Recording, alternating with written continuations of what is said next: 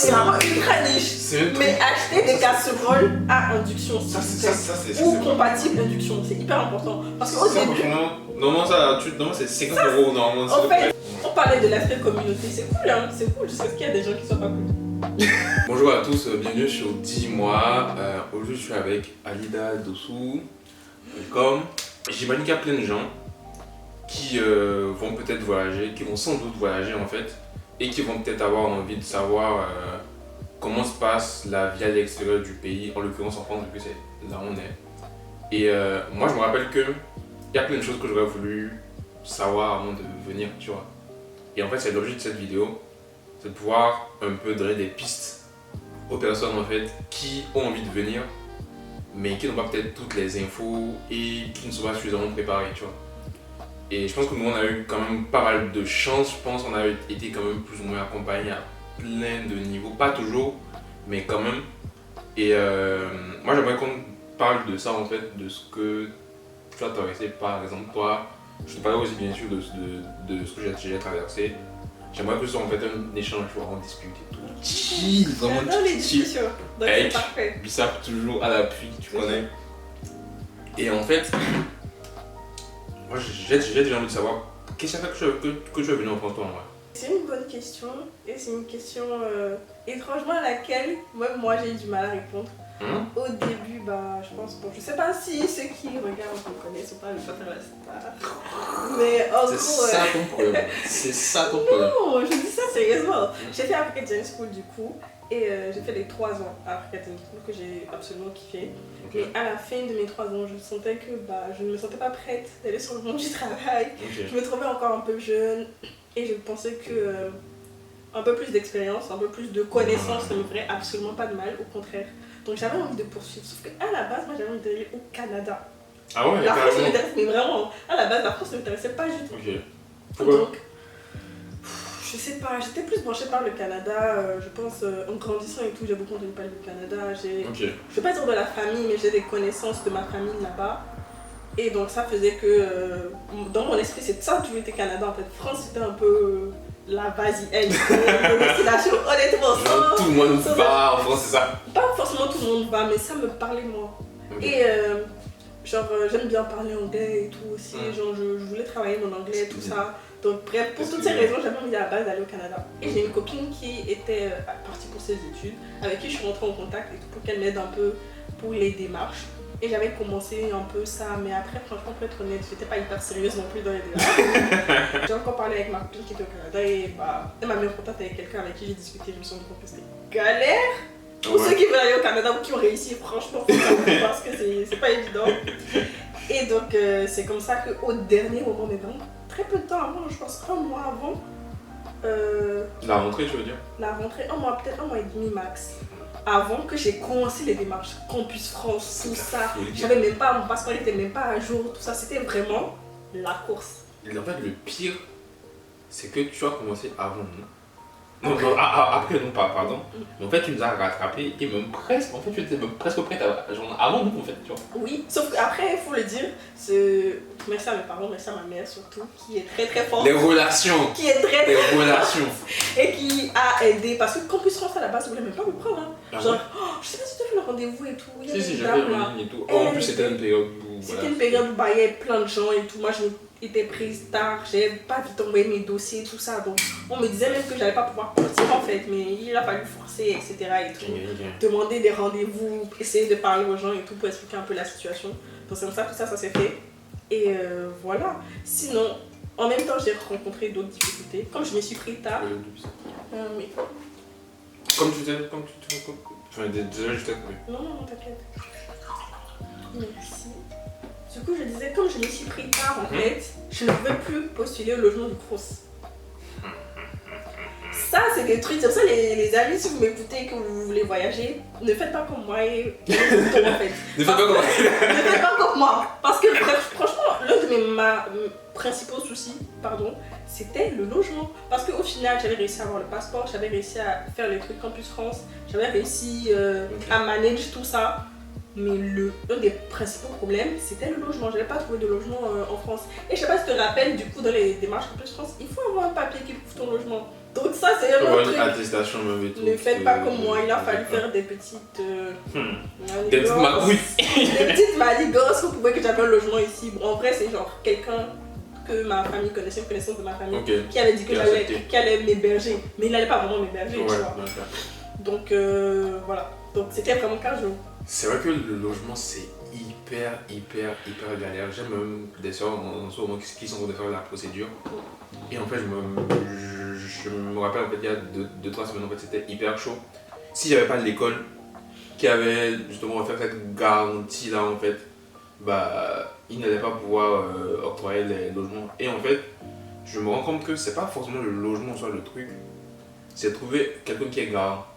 Tu vois, genre, il y a des logements qui vont être disponibles, mais en fait, les propriétaires vont se dire, bon, pourquoi est-ce que je lui octroie un logement à lui qui n'est pas en France, qui est quelque part en Afrique, ou voilà, on ne sait pas ce qui se passe.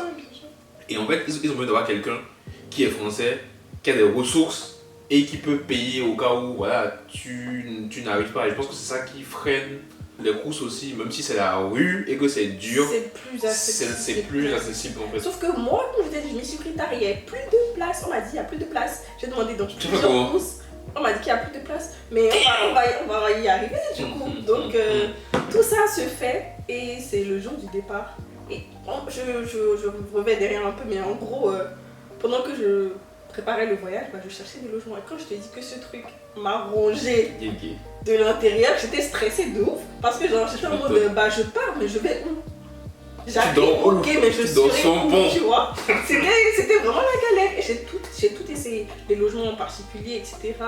Je voulais chercher sur le bon coin parce qu'on a dit qu'il faut chercher sur le bon coin. Mais je sais pas si tu sais, au Bénin, tu peux pas accéder à le bon coin. Donc j'étais sous VPN pour aller sur le bon coin. Ah ouais? Des gens. Les vraies astuces. Et j'avais des copines en France. J'étais en mode, est-ce que tu peux appeler tel bailleur? Est-ce que tu peux appeler telle personne? Ah ouais. Et j'étais en mode, désolée de t'embêter, mais j'ai besoin, genre, parce que je peux pas appeler les gens depuis le Bénin et tout. Donc. Et malgré ça, je n'avais pas de réponse. Malgré ça, c'était hyper cardio. Donc je suis arrivée en France en n'ayant pas de nouveau. Ne faites pas comme c'est très suicidaire, ne faites pas comme moi. Mais comment je vais pour te retrouver sur un pont? Ah bah, thank God, encore une fois, mes parents. Ma mère est venue avec moi en France. Donc on est resté dans un hôtel. Et on s'est dit, tu sais quoi, sur place, on va gérer. Parce que genre, en amont, j'essayais de trouver, mais je trouvais pas. Ouais. Je pouvais pas appeler les gens directement. J'étais obligée de passer par des gens pour dire, ouais, appelle tel numéro pour moi, etc. et tout. Et c'était compliqué. Je me disais, au pire, sur place, j'irai voir l'école et je vais vraiment leur expliquer la situation et être en mode, j'ai pas de logement, les amis, est-ce que je peux avoir une solution, tu vois? Et bah, c'est ce qu'on a fait. On est arrivé, on a pris un logement, on a pris un hôtel. C'était un hôtel Ibis, pas trop cher, un peu en périphérie de la ville. Et on va y revenir, mais du coup, je sais pas si je continue dans l'histoire que je raconte tout. Mais en gros, déjà, bah, on va y revenir. Quand tu arrives ici, tout est différent. Tu comprends rien à ta vie. Il n'y a pas de... tes parents ne te déposent pas en voiture, t'as pas de véhicule, tu sais pas comment te déplacer.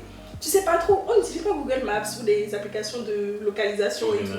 Donc on sait pas trop, je savais pas trop comment ça marchait. Et donc j'arrive et tout. Encore, je sais rentrer une adresse de Google Maps et je vois où est l'école. Et je suis en mode, ok, il y a des transports, mais je sais pas comment les transports fonctionnent. Donc je vais marcher. Ah ouais, tu as marché carrément. On est arrivé genre la veille de la pré-rentrée, le jour de la pré-rentrée. Je me suis réveillée à genre 6h. Je me suis préparée et j'ai marché. J'ai marché genre 45 minutes pour aller à l'école. Dans un pays que je connaissais pas.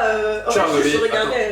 Attends, mais tu es arrivé. Ah, tu es arrivé en fait juste la veille en fait, c'est ça? La veille de la pré-rentrée. Ah, c'est pour ça que t'as pas eu le temps de te balader. Non, j'ai pas eu le temps. Et même la veille, on est arrivé genre dans la matinée et genre on a fait juste le petit paquet. Genre, il y avait un resto à côté dans lequel on allait dîner, il y avait un Lidl en face, on allait acheter genre des trucs, c'est tout.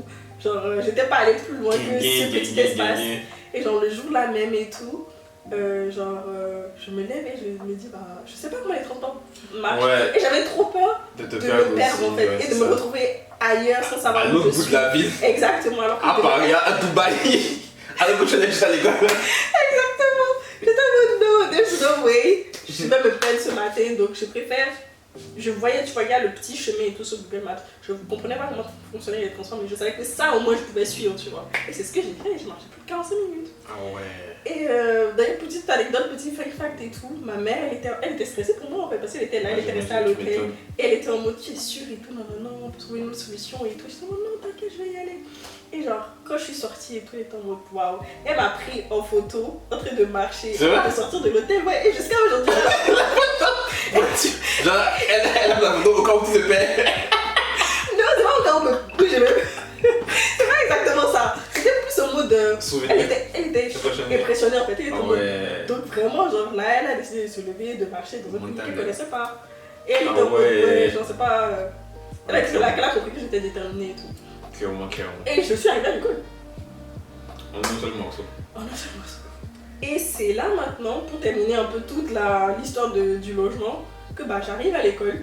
C'est le jour de la pré-rentrée et tout. Je vois les personnes que je vous vois, vous, tout ça et tout. Et bah j'avais toujours un peu en arrière-plan dans ma tête l'histoire de logement. Et je me disais à la fin de la pré-rentrée, j'irai voir les gens pour leur parler et tout de la situation. Et c'est pas... ça commence, ils font l'appel et j'entends le nom de quelqu'un qui était censé être là mais qui n'est pas là. J'en dis le nom de la personne, je suis en mode... Lui il arrive ici parce que c'est un de mes membres aussi qui était à l'école. J'étais en mode mais je savais pas qui venait et tout. Et genre, je lui envoie un message, je lui envoie un message en mode ah mais j'ai entendu ton nom et tout, pendant l'appel à la pré-rentrée, il était censé être là et tout. Et c'est là il m'explique que non, qu'il avait même fait genre toutes les procédures, mais qu'au final il vient pas. Donc il y a un logement libre. J'étais en mode, est-ce que tu as réservé un logement? J'étais en mode, est-ce que tu as réservé un logement? Il m'a dit oui, j'ai dit ok. La chance. C'est parti en fait. Et c'est comme ça que j'ai eu mon logement au Crous. En fait, c'est fou quand même. En fait, c'est une histoire de fou, hein. Tu étais à ça en fait de peur de logement. Bien sûr. Donc, encore une fois, prenez-y vous. Prenez-vous-y. Hein? Ouais, prenez-vous tôt en fait. Tôt. Genre, juste tôt. Faites vite. Ne faites pas comme moi. Ton anecdote en fait du coup d'être transport, en fait, moi ça m'a rappelé aussi un truc qui m'était arrivé. Quand je suis arrivé en France là, j'avais mon téléphone en fait qui était déchargé. Or en fait c'était quelque part mon seul moyen de déplacement dans un pays que je ne connais pas, dans une ville. Bon, on est à Nantes en fait. Mais justement. Voilà, on est à Nantes. Une ville qu'on ne connaît pas, où on n'est pas forcément habitué, voilà, à utiliser la map, c'est tout. En France, tu ne peux pas avoir ton téléphone déchargé. C'est grave. Les premiers mois ou les premières semaines, c'est chaud en fait. Parce que c'est chaud. Et en fait, d'abord, j'avais eu beaucoup de chance parce que j'étais avec un pote qui a appelé Famille, justement, merci Famille, qui a appelé du coup une pote, la mère d'une pote à lui qui nous a déposé en voiture. Donc moi, ça m'a soulagé le transport, enfin le trajet aéroport centre-ville. Donc j'arrive en centre-ville, je dois me déplacer donc. Et là, mon téléphone est déchargé. Et là, je ne sais carrément pas quoi faire. En fait, je suis là en fait. Mais t'étais tout seul à ce moment-là? J'étais seul en fait. Lui, il était dans une autre résidence estudiantine. Okay. Et moi, j'étais à Chanzy, tu sais, l'autre. Voilà, tu vois. Et donc, c'est pas du tout dans le même secteur. On aurait pu te raccompagner. Franchement, tu viens d'arriver et tout, on aurait pu te raccompagner. Il avait aussi ces trucs-là à gérer, tu sais, genre remise de clés. Il devait aller faire ça, remise de clés, tu vois. Okay. Donc, c'est ça en fait qui rendait ça aussi chaud. Et en fait, j'entre dans le. Je prends le premier train. Franchement, je suis juste allé vraiment au feeling, à l'instinct en fait. J'entre en fait dans le tram en fait.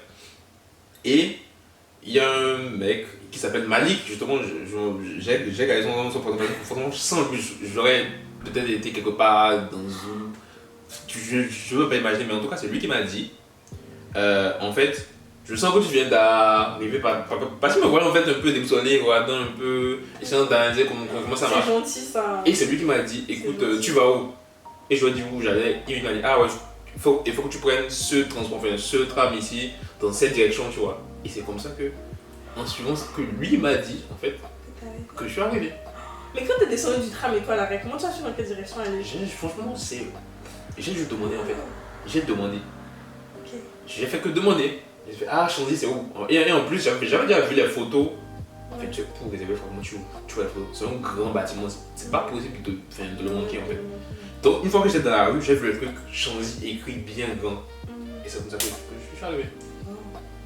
Donc, ouais. Ça aurait été peine en fait, tu vois. Donc, en fait, je me dis, c'est des trucs que, pareil, j'aurais dû anticiper en fait. Me dire, Bien ah par en Malik. fait, on arrive, merci Malik. En arrivant en fait, bah, il faut tout le temps se dire comment est-ce que je quitte bah, le point où je suis vers l'autre point, tu vois, parce que c'est pas, il n'y a pas de zème ici comme elle disait tout à l'heure. Donc tu vas pas juste te lever et dire bon, je... amène-moi à Chanzy, tu vois.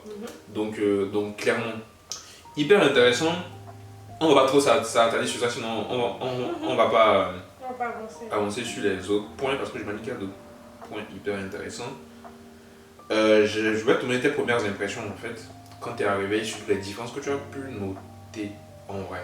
Quand tu es arrivé en fait dans la vie en général, je m'imagine les premières semaines, c'est quoi, quelles ont été les premières différences notoires que tu as remarquées par exemple entre le Bénin, Cotonou, où on a grandi, on a vécu toute notre vie, et la France, Nantes, où tu es arrivé peut-être il y a une semaine et où tu essaies encore d'avoir tes repères. Ok, donc franchement, il y a eu beaucoup de trucs, il y a beaucoup de choses. Je sais même pas trop par où commencer. Déjà, je peux commencer par le commencement. Quand je suis sortie de l'aéroport, la première vague de Et le vent. vent, Non, ce truc. la première vague de vent que je me suis pris, j'étais en mode. En fait, c'était très perturbant parce que je me suis dit, je veux dire, ça fait très. C'est septembre en plus. Ouais, C'était en septembre. Genre, le premier vent, je me suis dit, pourquoi il y a la clim dehors? Je te promets que c'est le premier truc qui va traverser le Ah, c'est trop marrant. Pourquoi? En fait, c'est le genre d'atmosphère que tu ne ressens que sous clim. Ouais, c'est Sous vrai. grosse C'est clim. vrai, c'est vrai. J'étais en mode, la clim est dehors, De genre. Et en fait, à chaque fois, j'avais l'impression que j'allais marcher et sortir de la clim. Je sais pas si je sortais du pièce. Mais non, en fait. C'est trop marrant. Donc, premier truc, évidemment, en tant que Béninois qui a grandi sous le soleil de Cotonou, Ouais, clairement. arrivé en septembre, en plus, ça commence à se rafraîchir un peu, c'est la température. Clairement. Ensuite, on a déjà un peu parlé du déplacement en fait, des transports, c'est quelque chose. Et en fait, il y a aussi ce truc où on ne t'apprend pas forcément, tu vois. Genre, en France, chaque ville a ses transports. Et tu ne sais pas qu'en fait, il te faut une application. Ah ouais, c'est vrai. De l'application des transports de ta ville. Ah, et oui. c'est sur ça que tu peux peut-être te repérer, chercher tes chemins, etc. Et tous ces trucs qu'on te dit pas en fait. Genre, on doit te dire, ouais. Genre, c'est des trucs que quand tu arrives, tu sais pas. Donc, à Nantes, par exemple, c'est la TAN et tout. Bon, c'était la TAN, maintenant c'est Naolib. Oui, non. Mais du coup, c'est aussi un truc avec lequel il faudra te familiariser. Et les transports, bah, au début, moi je comprenais pas trop en fait qu'il y avait deux directions, tu vois. Moi j'ai mis du temps aussi. On j'ai a mis du temps à capté. comprendre qu'en fait, il faut faire attention à la direction dans laquelle tu vas, parce que logique en vrai. Hein. C'est logique, mais ouais. Mais on sait pas forcément, tu vois. Et ça, c'est donc j'ai parlé de température, de Le transport. transport, ouais. Bah, les gens. Bon, Les gens. Ça aussi, ça va faire très bizarre, mais genre, je le dis de manière très honnête. Mais quand je suis arrivée, j'ai l'impression. C'est bizarre, donc c'est pas comme moi. Mais j'ai l'impression de voir les mêmes personnes en boucle. Alors que pas du tout. Genre, les C'est visages. juste les visages. J'étais pas Habitué habituée au visage. au visage. Visage j'étais blanc pas ou quoi, en habituée. fait? Ouais, c'est Ouais, ça. c'est ça en fait, ouais, clairement. J'avais l'impression de voir les mêmes personnes en boucle. J'étais en mode, Ouais, cette personne, je franchement, l'ai pareil, pas pareil. du tout, tu vois, ouais. Franchement, pareil. Tu fais pas encore attention aux traits du visage des gens. Ouais, En fait. C'est un je peu pense comme que si le visage, c'est comme ouais. si tu voyais des silhouettes en fait. Ton Et cerveau ça, n'est c'est- pas encore adapté en fait, tu vois. Exactement. Ouais. Donc ça me faisait bugger Ouais, de temps en ouais, temps en fait. ouais. J'avais l'impression de croiser les mêmes personnes en boucle. Alors que pas du Ah bah tu es ça. tout. Alors que pas du tout. Et ouais.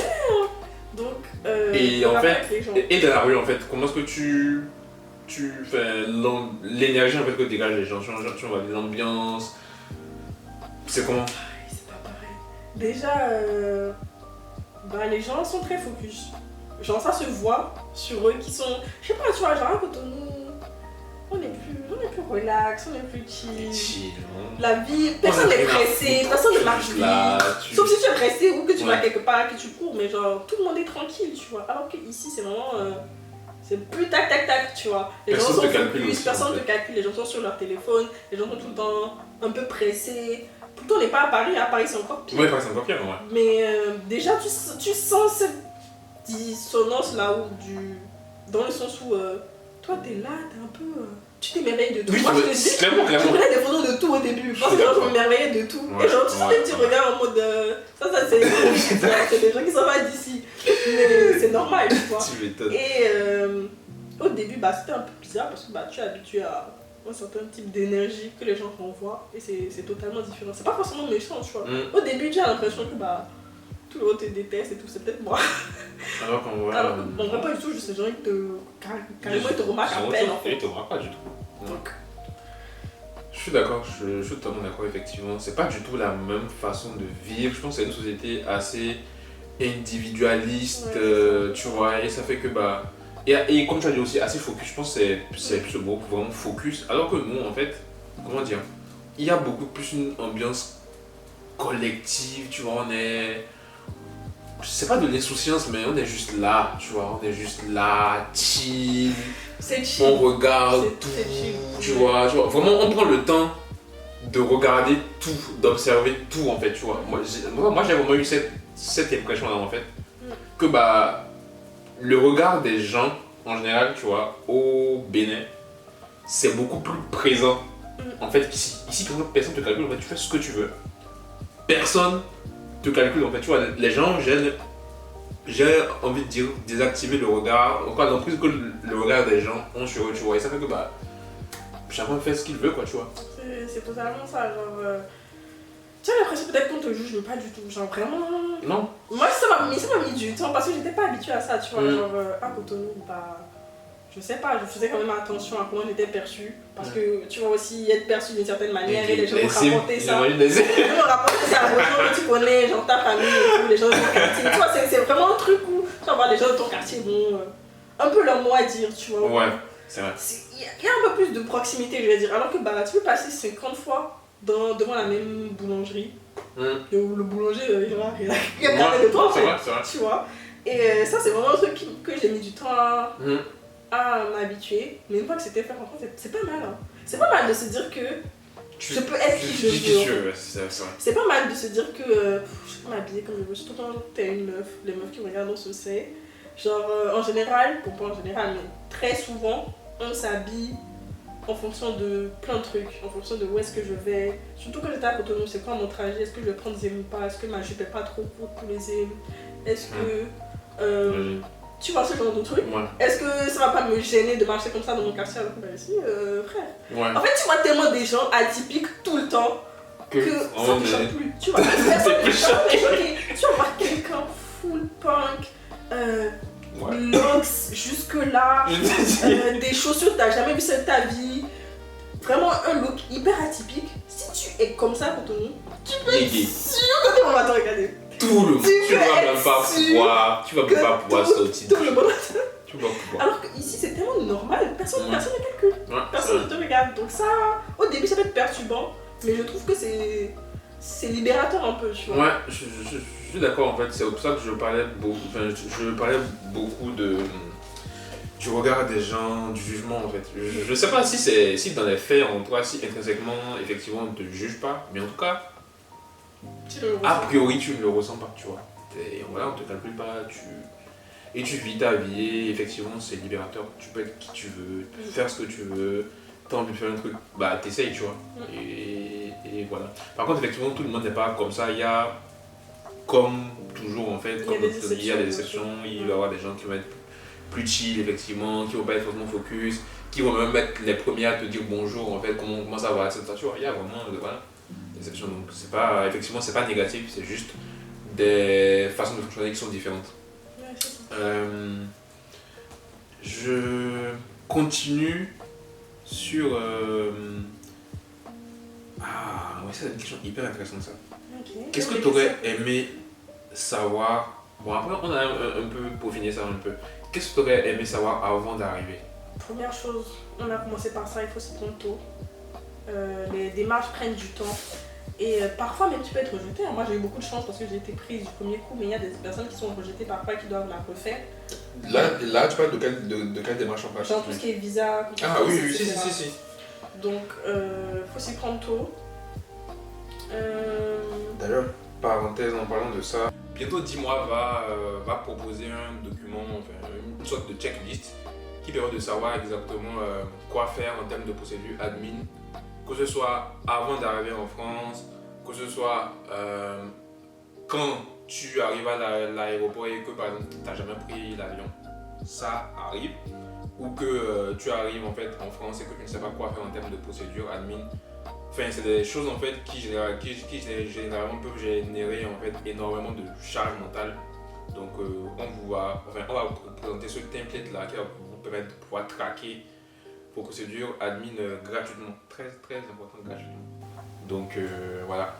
C'est une super idée, hein. Franchement, je trouve que si j'avais eu un truc comme ça m'aurait vachement facilité la tâche. Cool.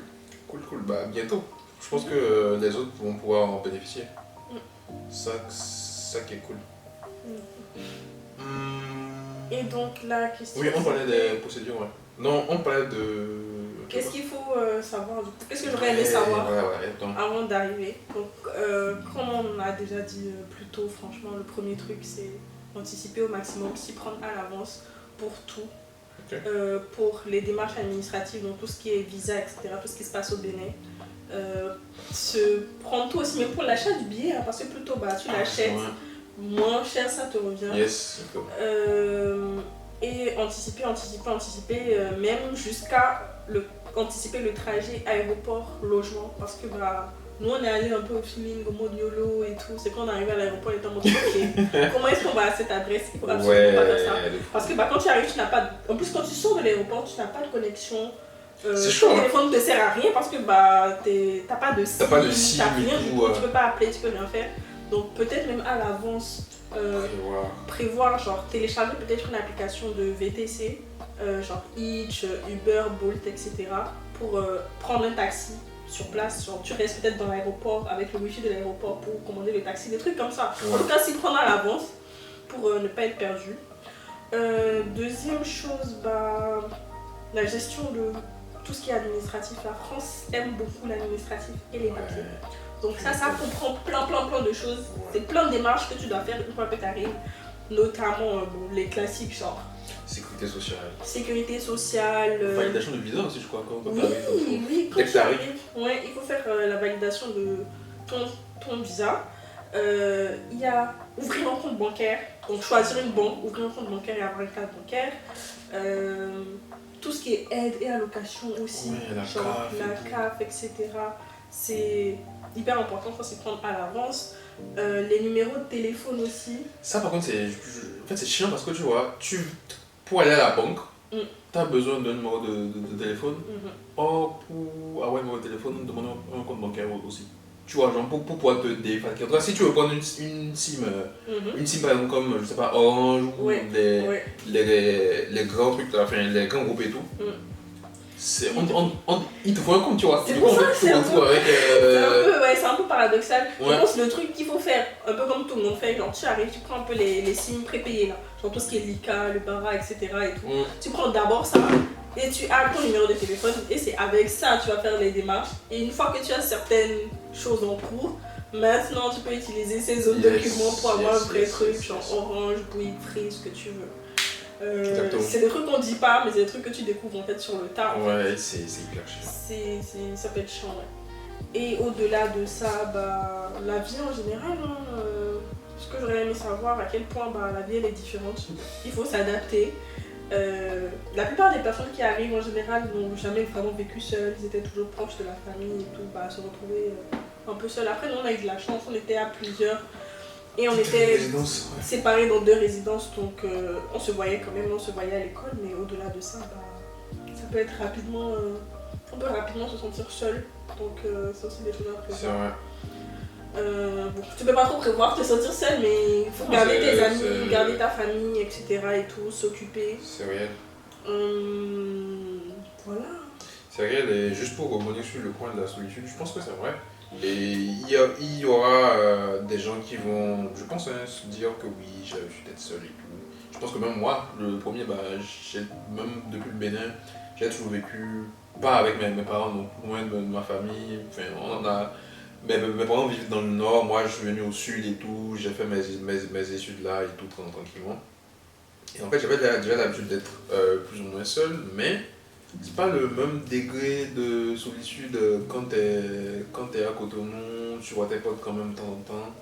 Et ici où très rapidement vous pouvez ne pas vous voir pendant hyper longtemps, tu vois. Et à ça, je trouve qu'il faut ajouter le fait que du coup les logements sont plus petits, donc c'est plus restreint en fait. Tu n'as pas genre une grande maison avec une cour, des trucs comme ça, où genre, si tu es fatigué de la chambre, tu vas dans le salon, si tu es fatigué du salon, tu vas dans la cour. Après, et c'est encore pire quand tu es dans une 9 mètres carrés. Enfin, comme on disait tout à l'heure, 9 mètres carrés, c'est vraiment un très petit espace, quoi. C'est à peine une chambre. Et dans la chambre en question, en fait, tu as ton bureau, tu as ton lit, tu as ta salle de bain. En fait, c'est très vite te sentir très avec toi. C'est étouffant, en fait. Et donc, que c'est des éléments qui peuvent très rapidement susciter de l'angoisse, quand même, de l'anxiété, je sais pas. Mais je pense que j'ai ressenti ça quand même à un moment donné. Et c'est bien après que je me suis rendu compte, pas sur le moment, hein, c'est peut-être 1 an ou 2 ans après que je me Ah ouais, quand même. Oui, que j'ai réalisé qu'en fait, dans cette période-là, j'allais pas forcément bien, quoi, tu vois. Et heureusement, j'avais quand même des potes, il y avait plein de gens que je pouvais voir. Heureusement, on était dans une cité estudiantine, il y avait quand même plein de gens, on avait des cuisines partagées. Et donc ça faisait quand même qu'on pouvait voir du monde. Je pense que si vous parlez des points positifs du course, je pense que c'est de la question d'après. C'est de la question d'après, effectivement, il faut permettre de déboucher sur cette question-là du coup. Tu es resté pendant quoi, 1 an au course? Ouais. 1 an, voilà. C'est quoi les trucs les plus cool, en tout cas, que tu as aimé vivre dans le course, et c'est quoi aussi les trucs qui t'ont perturbé, genre négativement, je veux dire? Les trucs positifs. Pour commencer, pour rappeler encore une fois, on était dans 9 mètres carrés. C'est pas le cas de tout le monde, mais 9 mètres carrés c'est petit. Mais étrangement, c'est bien optimisé. C'est-à-dire que l'espace est optimisé. Franchement, je trouvais, quand je suis arrivée au début, j'étais en mode ah ouais, c'est petit, mais après, à force de vivre dedans, c'est assez bien optimisé. Tu as des rangements sous ton lit, tu as des rangements partout. Sous ton bureau, tu peux ranger des trucs. Au-dessus de ton bureau, tu as des placards. C'est assez bien optimisé. Même au-dessus du lit, avec des étagères et tout. Donc ça va. En vrai, si t'as pas 1000 choses, c'est petit, mais c'est optimisé, donc ça va. Après, comme autre point positif, comme tu l'as dit, un peu le fait de vivre en communauté. Les cuisines partagées, au début j'aimais pas trop parce que tu vois. Moi aussi, ouais, j'aime pas au début. Je sais pas, j'aime bien cuisiner tranquillement. Coin tranquille, ouais. Mais bon, là tu vas dans la cuisine, il y a très souvent quelqu'un. Mais après tu t'y fais aussi. Et au final, ça te permet de rencontrer des gens, de parler un peu avec des gens. Parce que rapidement, tu peux être très seul comme on l'a dit. Et rencontrer des nouvelles personnes. Ah bonjour, comment tu vas, qu'est-ce que toi tu fais comme études, etc. et tout. C'était assez sympa. Ouais. Autre point positif, le prix. Ouais, c'est vraiment le premier point positif. Parce qu'en vrai, c'est même pas par rapport à ça, c'est aussi par rapport à ça en fait, qu'on choisit une course en fait. Exactement. En dehors bien sûr de la question d'accessibilité quand t'es étudiant étranger, mais oui, le prix c'est beaucoup moins cher beaucoup moins cher qu'un logement classique que tu pourrais avoir avec un particulier ou même dans les résidences. Tu vois, il y avait par exemple au Dalis, c'était genre 500 balles. Ouais. Tu vois. Même 600 parfois, je pense. Ouais. Donc, c'est beaucoup moins cher, donc c'est aussi un point positif. Les points négatifs. Attends, les points positifs du coup aussi, je pense qu'il y a le fait que. Après, ça dépend des courses. Il y avait la résidence dans laquelle je suis resté par la suite, c'était une résidence où il y avait une salle de sport, ouais. Et moi, franchement, je trouve ça pas mal quand même, tu vois, d'avoir c'est vrai que ça dépend des courses. Ouais, tu vois, d'avoir pour pas cher du tout un logement, une salle de sport, franchement, t'économises de fou. Et en fait, t'es en bonne santé, tu vois. Et je trouvais que c'était pas du tout mal, effectivement. Je me suis fait pas mal d'amis, justement, de ces endroits communs là, notamment la cuisine, notamment la salle de sport et tout. Et c'est des amis avec qui je parle toujours, genre juste à maintenant, tu vois. Et je me suis fait même plus d'amis vraiment proches dans le course qu'à l'école. Ah bon? Ouais, je pense. Donc ouais, je trouve que c'est vraiment c'est vrai, les espaces communs. Vous êtes à la maison chill quoi.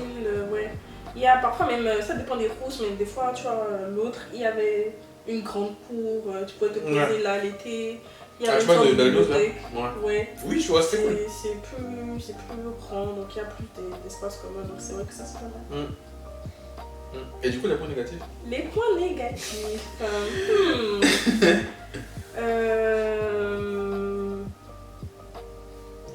peu de bizarre pour noyer. Un peu de bizarre pour noyer les points négatifs. Les points négatifs. Merci bien.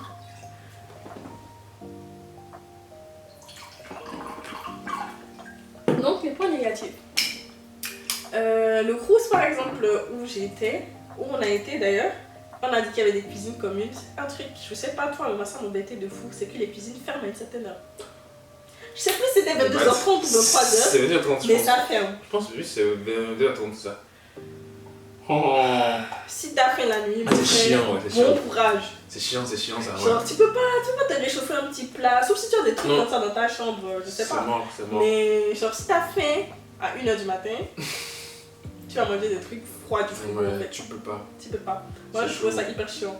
Ou si tu sors en fait et que tu rentres tard, ou Tu que rentres tard, tu as un taf par exemple et que, je sais exactement. pas, tu bosses, je sais pas, au McDo, Domino's Pizza, je sais pas quoi, et que tu rentres hyper tard, Bah, soit tu peux genre pas minuit, manger quoi. tu peux pas manger, tu es obligé de prévoir quelque Ouais. chose, tu vois, et c'est...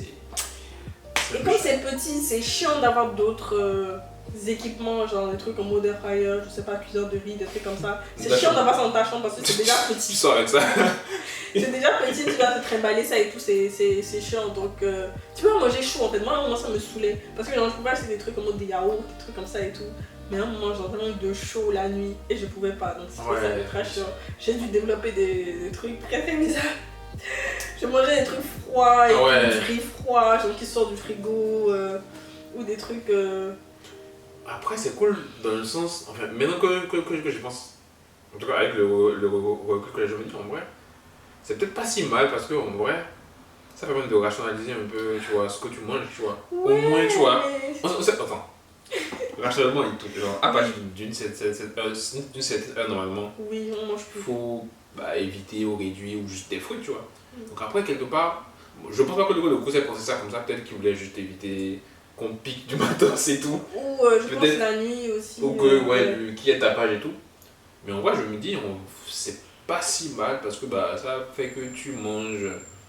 Ah, pour ton gré, oui. Ah ouais, pas forcément. Hein. Parce que tu peux juste aller à. Tu peux peux acheter un kebab. Ah, bien sûr. Kebab. Bien sûr. Et il y a le truc, genre des fois je m'endormais, genre je rentrais de l'école, il devait peut-être, tu finis à 17h, 18h, tu rentres il est peut-être 19h30, tu es fatigué, tu veux faire une petite sieste, bam, tu te réveilles à 23h30 et puis c'est tout fait. C'est vrai. Tu vois. Donc c'est des situations qui me sont déjà arrivées où j'étais en mode ah merde et tout.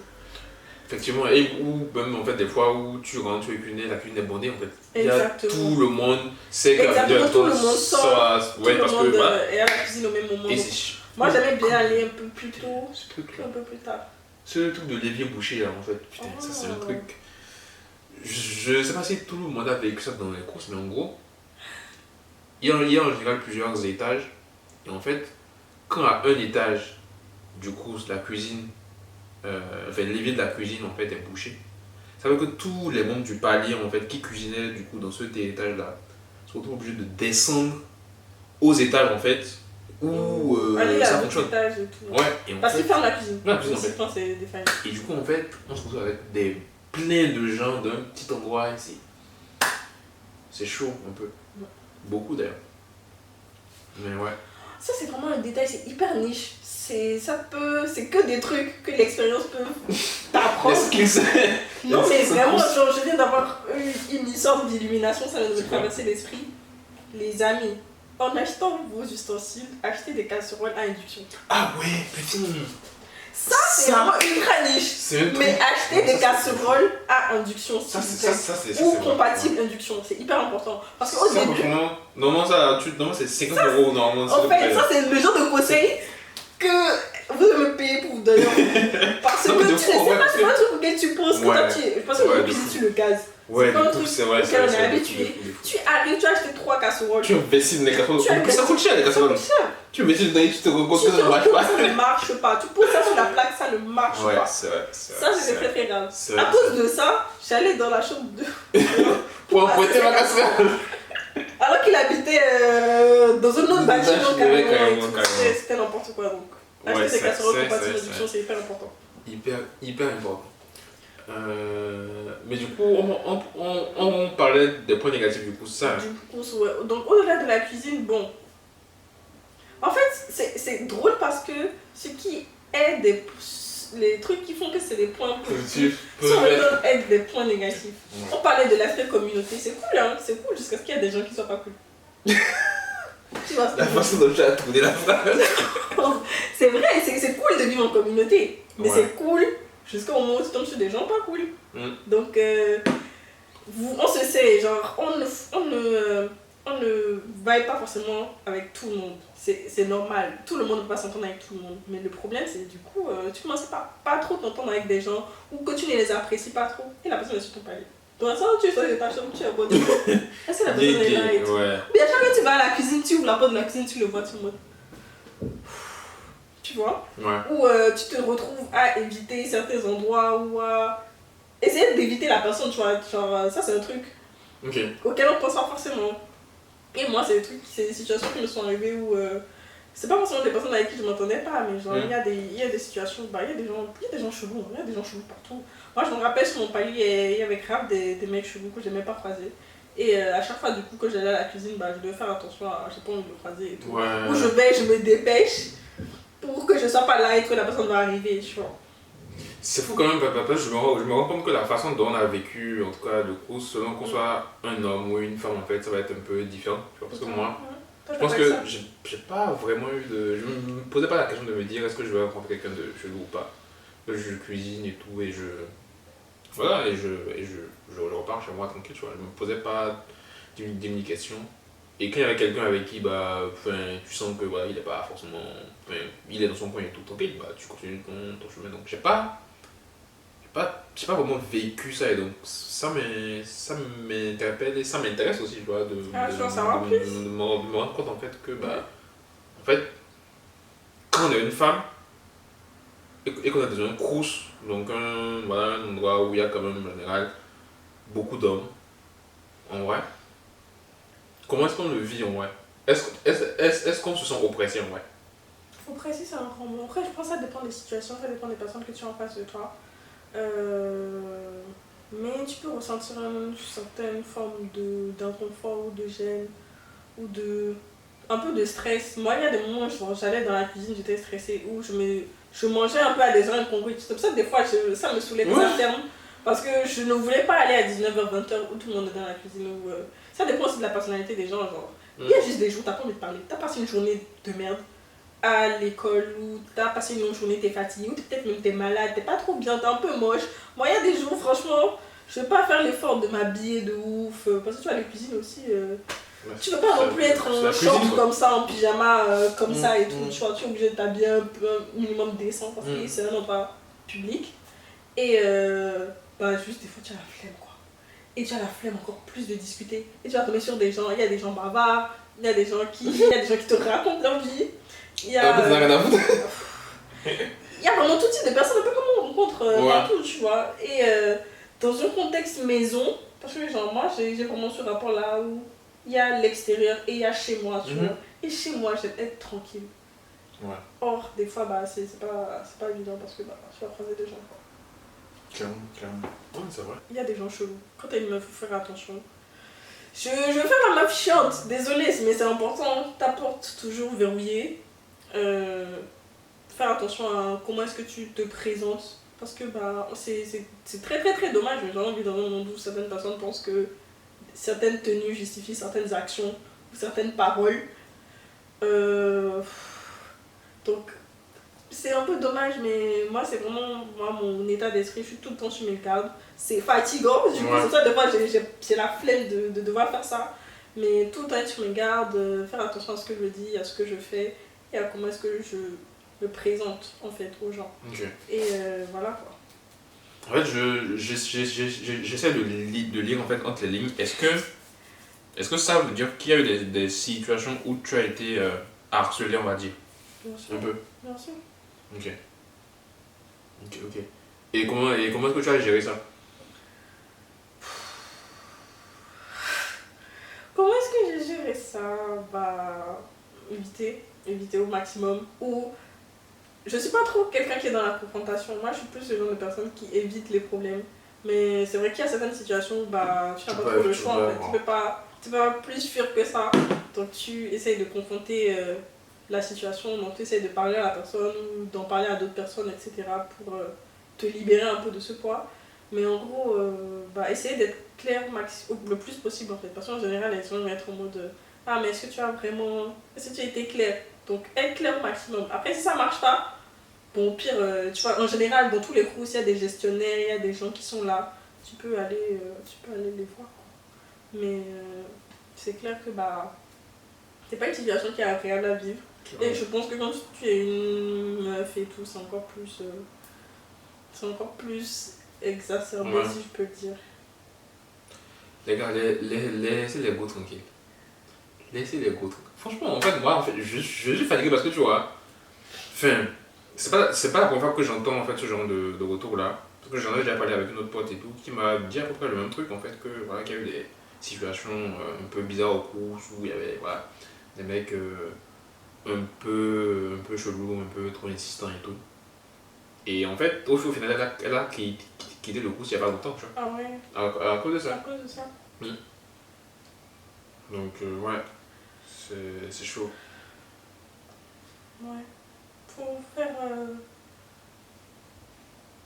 Après, on peut prévoir au maximum, on peut faire tout ce qu'on peut. Il y a certaines personnes qui reçoivent juste pas le message. Et dans ces cas-là, il ne faut pas hésiter à être plus ferme du coup et à faire comprendre à la personne que, ok, si tu te calmes pas, je vais devoir prendre d'autres mesures en fait. Je dois devoir aller parler à d'autres personnes, etc. pour régler ton problème en fait. Tu vois. Et en général, les gens savent que ici c'est compliqué. En tout cas, les gens savent que ici c'est plus délicat. Donc en général, ils savent que c'est pas pris à la légère et que si on se plaint d'eux pour des harcèlements ou d'agression, etc., ça peut aller très loin pour eux. Genre, ils peuvent perdre leur école, tout ça. Donc en général, ça dissuade un peu. Ok. Ah, j'ai bien de penser à un autre truc, du coup, dont on ne parle pas assez. C'est quoi? Des fois, tu es là dans ta chambre et tout, il y a un technicien qui rentre. C'est le truc. La première ouais, c'est vrai. Tu t'en rends tranquille, ouais, comme ça. Tu es dans sommeil et tout tranquille et. Tu dors un dimanche, pour pas, en général, pas les dimanches. Mais genre, tu n'as pas cours peut-être un jour de la semaine, tu es en train de taper ta meilleure grasse mat, tu entends clac, clac, clac. Et il rentre tranquille en fait. Tranquille, genre, c'est chez lui quoi. Ouais, voilà. C'est un truc de ouf. Ça, oui, en fait, c'est perturbant en fait. C'est grave perturbant. Imagine en fait, t'es nu ou t'es en train de faire tout ça. Moi, des fois. C'est trop. En plus, moi, je suis vraiment très. Je fais très. Parano. Je suis très parano. Si vous ne l'avez pas remarqué, c'est là. On est d'accord, ouais. Et en gros, genre, je sais exactement comment mes choses sont. Je sais pas comment expliquer. Genre, quand je rentre dans ma chambre, si quelque chose a bougé, je sais. Ouais. Et des fois, je rentrais de l'école et je sentais que des choses avaient bougé. J'étais en mode, mais merde. Et genre, peut-être j'ai des trucs qui traînent et tout. Non. Tu sais, au bout d'un moment, tu sais que c'est des techniciens et tout. Parce que des fois, ils laissent des mots, des trucs comme ça. Mais genre, je suis en mode, wesh. Ouais, c'est vrai que. C'est chiant parce qu'effectivement, ils débarquent et tout. J'ai un pote aussi qui a vécu un truc comme ça, mais ça par contre c'était hyper chiant. Il était juste là, le mec arrive et tout. Il entre sans prévenir et tout, le gars, donc en fait il regarde et tout. Et en plus, en fonction de comment tu as réagi au moment où il est entré en fait, il va se plaindre à la direction en mode ah oui, lui il est comme ci, il est comme ça. Et en fait, mon pote en question, il était à ça de se faire virer du cours quoi. Ah ouais? À cause de la réaction justement de l'agent. Mais comment il a réagi? En fait, quand le gars est arrivé, le mec il venait de se réveiller, donc il était un peu perturbé. Donc en fait, il était presque surpris, tu vois. Donc, en fait, le mec lui parlait, il était en mode qu'est-ce que tu fais, tu vois, et vraiment un peu assommé, tu vois. Et je pense que le technicien, en fait, il a mal pris. En fait, il a vraiment mal pris. Et il a remonté ça à la direction en mode l'appartement du gars était en désordre. Ça en fait, c'est ça qu'il a remonté. Okay. Alors qu'en vrai, dans les faits, moi j'ai vu les photos passer après, il m'a montré les photos. En fait, heureusement, il a le réflexe en fait, de prendre en photo. Il a dit en fait, ce technicien-là, que l'appartement était en désordre, que la douche était hyper sale, crasseuse, et qu'en plus le gars en fait, est indiscipliné, et que qu'il fallait le renvoyer, tu vois. Et franchement, il était à ça de perdre son de fou. Et ouais, c'est fou qu'on ne pas passer des techniciens. Au final. On va passer des techniciens, ça c'est des trucs que tu sais pas en fait quand t'arrives. Ouais. C'est des trucs que tu sais pas du tout. Et je sais pas s'il y a d'autres points négatifs. Je pense que ça dépend. Nous, là, Ça on dépend était vraiment. un crous en travaux. Ouais, du coup, il y Il y avait a quand plein de même. trucs chiants, genre les courriers, Ouais, les courriers, le c'était chiant. bruit, les Un peu de bruits, bruit. ouais, tout ça. Après, C'est un peu chiant. Après, si vous avez envie aussi de partager en fait, des expériences qui vous ont marqué en fait en course, n'hésitez pas à nous écrire en fait, on répond très vite et puis on se fera un plaisir de faire un podcast et d'en parler. ouais. Donc, cool. Ça pourrait être sympa d'avoir genre un Plusieurs podcast où on fois. lit les histoires des personnes. Oui, de fou. J'aimerais trop faire ça. De J'ai fou, trop envie de savoir ce que les gens ouais, parce que. Oui, en fait, je pense que ça peut-être, c'est pas en vrai. Du coup, cool. Arrivé en France, forcément, je pense que ça vient avec une charge mentale qui va être associée à plein de trucs. On a parlé des procédures admin qu'il faut anticiper, on a même parlé du course et tout. Et moi, je me demande en fait, comment tu as géré cette charge mentale-là au quotidien. Moi, je me rappelle que quand on est arrivé, on a créé un groupe qu'on a appelé Welcome to la rue. En fait, justement pour marquer que bah, en fait, c'est la rue quoi. En fait, t'es seul, t'es livré à toi en fait, et que tu te gères, tu te bats, tu vois. Et moi, j'ai envie de savoir, comment est-ce que toi tu as géré?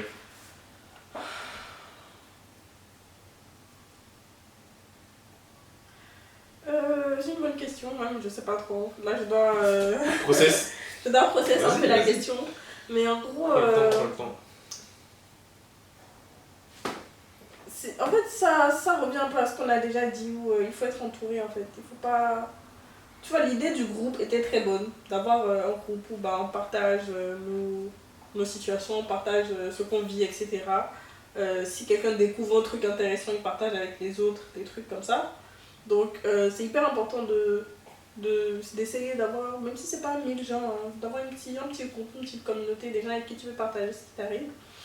Et aussi, bah ne pas tourner le dos à tes potes d'avant en fait, tes potes qui sont peut-être restés à Cotonou ou aussi ta famille, c'est important de Ça, rester en ouais, contact ça avec reste eux, tu vois, super parce que bah ça te Ça te t'ancre permet- de rien quoi, ouais, ça te exactement. permet de tenir en fait, de fou. Et ça te rappelle un peu, je vais pas dire d'où tu viens, ça va être cliché, mais genre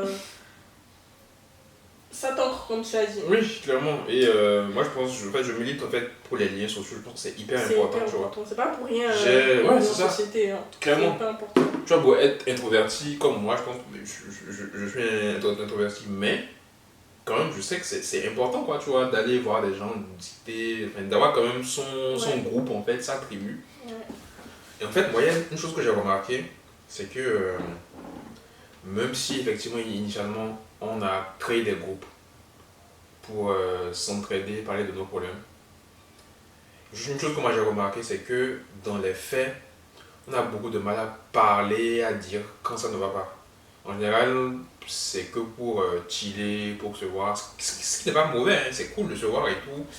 Et d'avoir des petits small talk, voilà, de profiter, de faire des barbecues, c'est cool, tu vois. Mais être aussi là, quand ça va pas, s'entraider, dire, ah, je rencontre tel problème, par exemple en termes de procédure admin, toi en fait tu es déjà passé par là, comment tu as fait?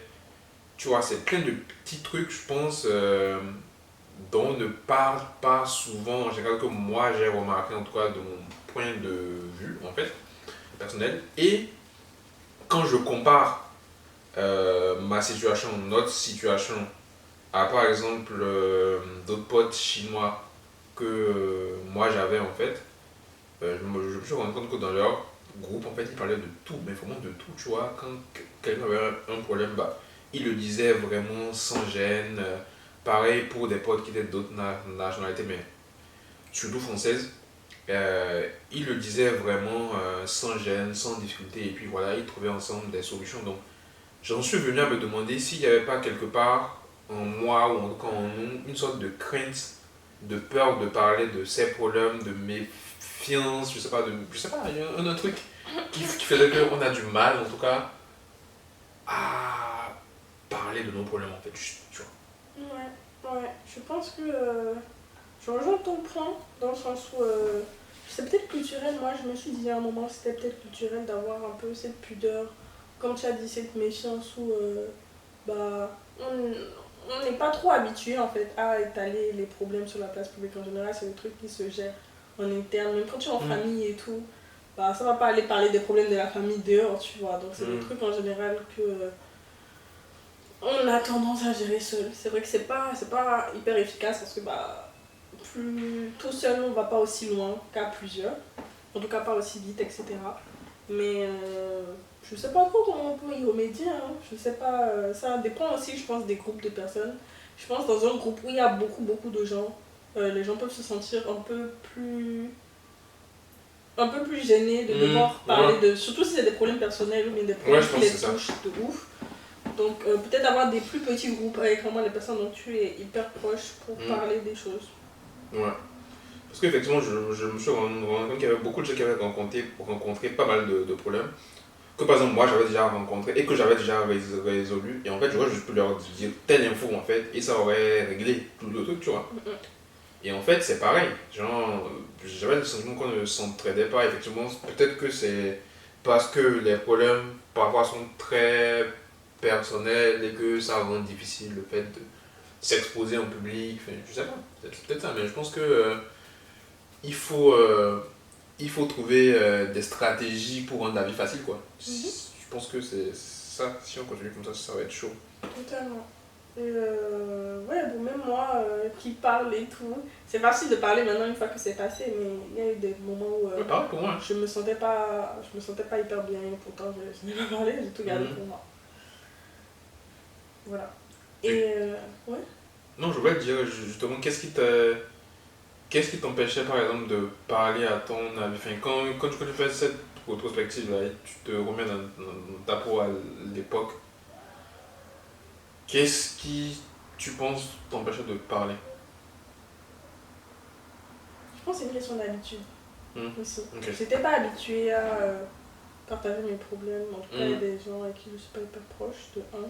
Okay, donc de deux, des fois, je sais pas, c'est pas forcément une peur du jugement, mais tu te dis, ah ouais, je peux prendre l'exemple de. Une fois où je me suis pas sentie bien, j'en ai pas parlé, c'était genre à Noël. C'était la première fête de fin d'année, quand on arrivait en septembre, donc en décembre. Et bah, c'était une période où toute ma vie, en fait, je l'ai passée avec ma famille, très proche avec ma famille, où on faisait des choses ensemble, que ce soit pour le réveillon de Noël, que ce soit pour le réveillon du Nouvel An. Et donc me retrouver toute seule sur mon lit, une place dans mon 9 mètres carrés, bah, c'était pas évident, tu vois. Et ça, j'en avais parlé parce que dans un sens, je me disais, bah, je voyais les autres, j'avais l'impression que les autres le vivaient bien. Donc j'avais pas envie d'arriver et d'être la meuf en mode, ah, le petit bébé à qui sa famille manque et tout, et qui sait pas être autonome, tu vois. Donc juste, j'ai gardé ça pour moi. Donc il y a quelque part une sorte de... Moi je pense que ça rejoint un peu le jugement, ou en tout cas une sorte de volonté de pas se montrer vulnérable en fait, au final aussi. Je pense qu'il y a ça. Et vu qu'effectivement on n'a pas l'habitude de le faire, ça rend les trucs beaucoup plus compliqués. Et moi je trouve justement qu'il y a de la force dans le fait de se laisser parfois être vulnérable, tu vois, de juste se dire, bon, en fait, c'est des gens en qui j'ai confiance. Donc, encore une fois, il faut que ce soit avec des gens en qui tu as confiance, tu vois. Et tu te dis, bon, voilà, clairement. Et en fait, avec ces personnes-là, tu peux parler. Et je pense que, normalement, si c'est des gens de confiance, bah, il y a très peu de chances qu'il n'y ait pas de solution, en tout cas, que tu te sentes jugé, tu vois. Ouais, totalement d'accord. Donc, ça, c'est cool. Tu voulais partager un truc? Oui, pendant qu'on parlait, j'ai pensé à quelque chose où là on a beaucoup parlé de santé mentale, mais aussi la santé physique c'est important. Je viens de me rappeler que bah, du coup c'est aussi quelque chose qui serait important de partager avec des personnes qui en tout cas ont envie de venir et qui savent pas comment ça fonctionne. Bah, les hôpitaux ne fonctionnent absolument pas pareil qu'à Cotonou. À Cotonou, quand j'étais malade, j'avais qu'à me lever, prendre ma petite carte d'assurance et aller dans un hôpital et voir un médecin. Donc je sais pas, même pas 30 minutes d'attente si tu peux voir un généraliste. Alors qu'ici, du coup, c'est pas du tout pareil. Des mois d'attente. C'est des mois, je sais pas, tu dois télécharger Doctolib, commencer à chercher des médecins dessus et tout. Il y a plein de médecins qui prennent pas de nouveaux patients, des trucs comme ça, donc c'est beaucoup plus galère. C'est ça. C'est chaud. Et donc, la solution que moi j'ai trouvée, en fait, c'est de dès les premiers mois, en tout cas, dès que tu as tous tes trucs, tous tes papiers en ordre, ton carte vitale, etc. et tout, dès que tu es un peu installé, tu cherches en fait dans les parages de là où tu habites, une clinique ou bien, en général, c'est des pôles santé en fait, c'est des trucs où il y a différents médecins. Et en général, ils ont des portails numériques, donc tu peux aller dessus et essayer de prendre rendez-vous en fait. Donc, il y a plusieurs types de rendez-vous et genre tu dois prendre un premier rendez-vous et tout. Et une fois que c'est fait, tu vois le médecin. En général, les temps d'attente sont extrêmement longs, surtout pour des premiers rendez-vous. Et en vrai, ça ne te dérange pas parce que normalement, pour le moment, ça va, tu n'es pas malade. Ok, donc en fait, tu le fais même bien avant. Tu le fais bien avant, tu n'attends pas, justement, c'est ce que je dis. Genre, tu n'attends pas d'être malade en fait. Tu le fais dès le début.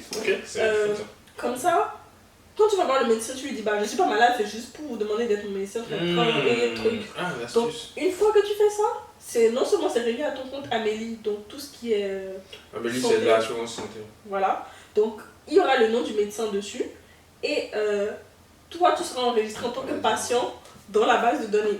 Ce qui fait que une fois que tu es malade, tu auras plus rapidement un rendez-vous que quelqu'un qui n'est jamais allé là-bas en fait. C'est comme ça fonctionne. Et c'est un truc ça c'est vraiment une pépite que je partage, c'est un truc que tu ne sauras pas en fait si tu n'es pas habitué. C'est pas intéressant parce qu'en fait, le truc qui se passe, c'est que quand tu veux aller voir dans n'importe quel hôpital ou quand tu vas pas bien, il faut demander forcément un médecin traitant. Et si t'as pas de médecin traitant, en fait, c'est mort en fait.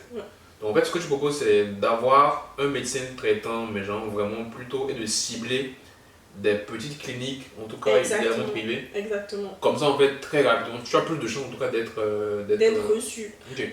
Et en fait, une fois que tu es un patient de la clinique, si maintenant tu es malade, tu peux prendre rendez-vous. Mais genre, il y a des rendez-vous urgence, il y a rendez-vous dans la semaine, il y a en général, en fonction des cliniques, il y a différents types de rendez-vous. Et même parfois, tu peux demander des rendez-vous d'urgence dans la journée ou le lendemain. Si vraiment tu as quelque chose où tu es très malade. Bien sûr, moi, trop bien. Là, j'ai pris des rendez-vous pour le lendemain. Donc, trop bien. Quand j'étais malade. Donc bien. ça, c'est hyper important à faire dès le début. Après, ça dépend des gens. Moi, par exemple, je sais que je suis allée très peu à l'hôpital et la majorité des fois, c'était pour faire des bilans. Mais vraiment, les temps d'attente sont très très longs. Ouais, c'est long. Donc si tu sais que tu as une santé fragile et que tu as souvent besoin d'aller à l'hôpital ou de prendre certains médicaments, parce que aussi en pharmacie, il y a certains médicaments qui sont que sur ordonnance. Donc tu ne peux pas les avoir juste si tu te rends à la pharmacie. Donc c'est hyper important de faire ça. Comme ça, au moins, c'est dans ta tête, tu vois. C'est hors de ta tête, pardon.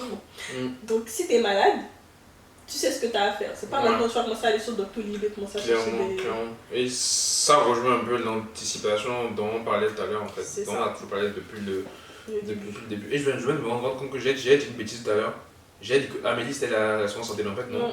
Amélie c'est un produit de l'assurance maladie en fait. Donc, il y a l'assurance maladie qui s'occupe de tout en fait. Et dedans, il y a Amélie qui est en fait un produit. Donc c'est juste un détail, mais bon voilà, juste pour que je sois clair. Et je pense qu'on a fait le tour de la question. Oui, je pense.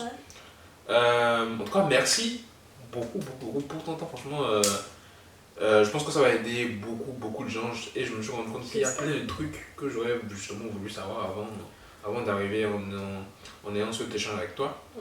Et j'espère que ça va aider beaucoup de gens. Je sais pas si tu veux rajouter un truc, un mot de fin, un truc. Déjà merci pour l'invitation, c'était très cosy, j'avais une petite peluche, un petit éventail, le bissap, c'était... C'est vrai qu'il fait chaud le bissap, bientôt vous allez bientôt ma nouvelle marque de bissap. Ah ouais, soyez branchés, restez branchés les gars. Donc merci pour l'invitation, c'était super sympa et j'espère que tout ça aura un peu aidé certaines personnes. Et j'aimerais ajouter que je ne fais pas partie directement de l'association Dis-moi, mais je reste quand même disponible. Je pense qu'en description, il y aura peut-être un Instagram ou un moyen de me contacter. Différents liens. C'est ça. Donc n'hésitez pas s'il y a un des sujets qu'on a abordé aujourd'hui, il y a une des histoires que j'ai racontées ou une des anecdotes, quelque chose qui vous intéresse. N'hésitez pas du tout à m'envoyer un petit message. Je ferai de mon mieux pour répondre du mieux que je peux. Voilà. Ça marche. Portez-vous bien. Merci et on se retrouve très bientôt pour un nouvel épisode de Dis-moi.